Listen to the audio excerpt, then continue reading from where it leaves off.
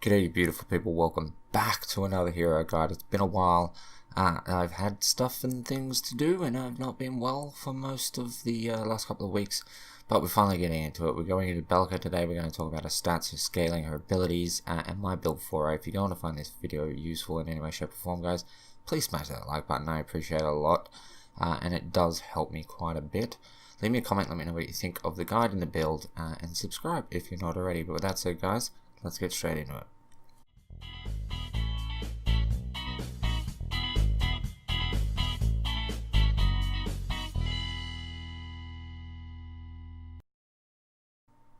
Okay, looking at her general stats, she's a controller, zoner, burster, sieger, guardian with 2 for basic attack, 7 for ability attack, 4 for durability, and 2 for mobility.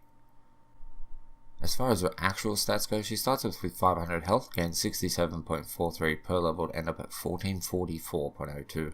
She has 1.2 health regen, which ends up at 4.1. She starts with 280 mana and ends up at 1232, pretty standard for a caster. Her mana regen starts at 1.3 and ends up at 5.1, which is good. And her ability armor as a caster starts at 8 and ends up at 22. As per usual, guys, 20 ability armor ends up at 30.5, which is the same for all heroes.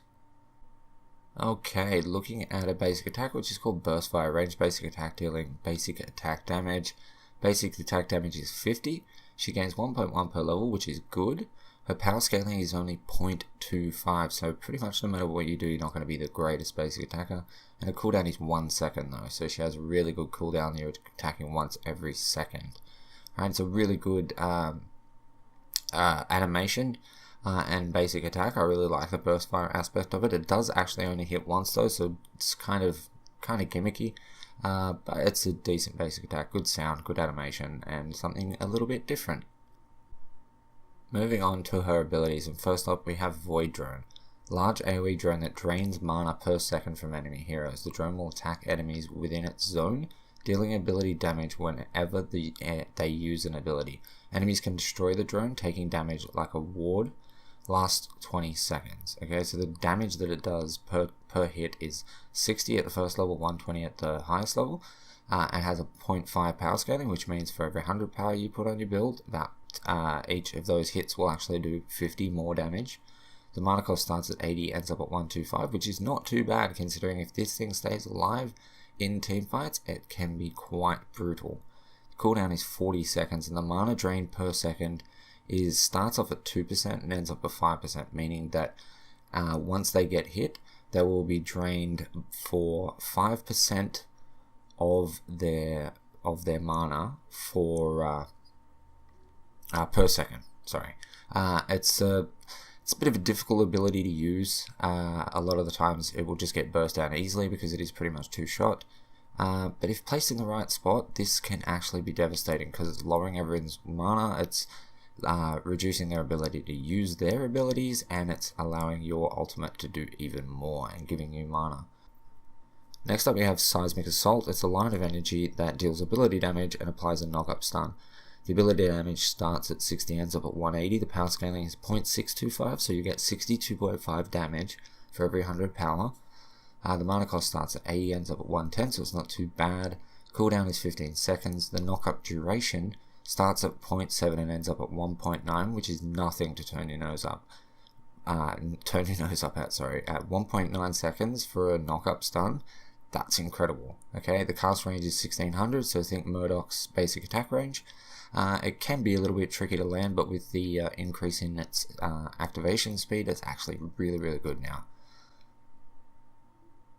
Alright, next up we have Void Bomb, which is my favorite ability. AoE bomb that detonates after 1 second, dealing ability damage and restoring mana for each enemy hit. The damage starts at 80 and ends up at 260. It has a power scaling of 1, so it's going to do some good numbers. The mana cost starts at 100, ends up at 160. A little bit expensive, but it does do its job. The cooldown is 6 seconds. The cast range is 1300. It used to be 900. It's much, much better now. It's very usable, and the mana restored per hit starts at 12.5 and ends up at 20. So for every single enemy that you hit, that's minions or heroes, you'll get 20 mana back. Okay, so if you're hitting a hero and 7 minions at the same time, this has cost you nothing. It's a really good ability. It is deceptively devastating against heroes. If you can knock them up and land this underneath them, that is going to do a considerable amount of damage. Okay, so next up we have the Neural Disruptor, which is her ultimate. Deal damage based on target's missing mana. The mana cost is 100. The cooldown starts at 100 and ends up at 50, so that's really nice, because you want to get this off as much as possible, and you're always going to have mana for it. It deals damage per point of missing mana, okay, so it will do 0.9 damage for every point of missing mana that they have, plus 15% for each point of power that you put on to your build, 0.15%, okay? So if you're running 300 power, this will take it to about I think it's 1.35 damage per point of missing mana, which is quite nice. It's really strong. It used to be at 1.2, so they took it down a bit, but allowing you to have the extra percentage gets you over the top. So with my build, you'll end up hitting around about 1.4 per missing mana, and it is quite devastating. Speaking of the build, we're going to go over there now and take a look at it. Alright guys, here we are over on the Paragon website, where we're going to go and take a look at the Lieutenant Smellyfart build. Okay, now you're going to see a card that if you've been watching my videos for a while, I strongly recommend not taking on a lot of people, but on this young lady, it works really well, okay? So we have, if we come and have a look along the build here, Staff of Adament with 3 major casts, another Staff of Adament with 3 major casts, Brawler's Ward with 3 major casts, or strikes, whichever you like. Okay, then we have a Solaris Reactor as a 6-point card. This will also be staying on. We have our early game cards in 4 burst engines, all with minor casts or minor strikes. We have an Infinity Stream with a basic Chrono, or no, rather with a Chrono. We have a Hydroverser with a basic Chrono. Okay, so if we go and test this build out. Okay, so the way that I would normally start with her is start with a healer token and a mana potion, and then at any stage, if I have an extra point left over, I have a Chrono Tonic here, which gives you health regen and 10% cooldown reduction, which is great. So at any point you can sort of put that on.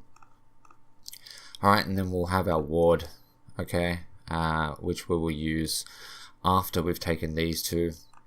We have our 4 burst engines and a Solaris Reactor. Once we get to the point where we have all 5 of these guys upgraded, and then we upgrade our ward, we're sitting at 234 power, an extra 30 mana and 7.2 mana regen, which is really good, and it'll serve you pretty well. Just this build alone will serve you pretty well getting there, but we're not finished, because we're going to take off a burst engine and put a Hydroverser on. Okay, the Hydroverser has another little bit of mana regen on there, and we're going to get rid of another burst engine and put on Infinity Stream, another little bit of mana regen, get rid of the other 2 burst engines, and chuck on a Staff of Adament. Alright, and then we're left with our full build, okay, which gives us 234 power base. It gives us 2 ability pen, which isn't much of a muchness, but it's there, okay. An extra 50 health, which is not much, so you are quite soft. You are a little bit soft, so you can get rid of 1 Staff of Adament and replace it with a health card if you like. I just like to try to stay as safe as I can and just punish people with disgusting amounts of damage. We have an extra 90 mana, and we have 2.4 mana regen, which is just the passives, okay? It's just the upgrade cards and the passives, so it doesn't account for the extra 2.4 that you are getting. So we're sitting at 7.5 there, so we're actually at 9.9, okay? So pretty much 10 mana regen on the build itself.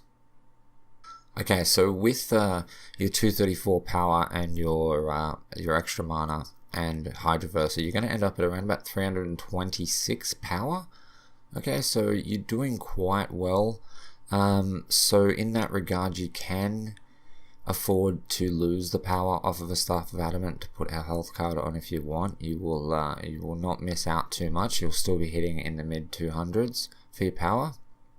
But I like it. I really like it. I think Belica is a very good candidate for Hydroverser because of her abilities, her ease in getting mana back, and always run an Infinity Stream with it, which is another reason why she's good, because she can handle losing out on another card, whereas someone like Howitzer, I feel like he just misses out a lot on power running Hydroverser on Infinity Stream. It just doesn't really kind of work for him. Belica has the mana regen and the built-in kit to ensure that she always has mana and punish people for using theirs. But that's the build, guys. I hope you do like it. I'll post a description of it in that's the build, guys. I hope you like it. I will write it out in the description down below as per usual. But if you did enjoy this video, please smash that like button, leave me a comment, let me know what you think of the build, of the guide in general, and subscribe if you're not already. But as per usual, guys, thank you so much for watching. I love your face. I'll catch you in the next one. Peace.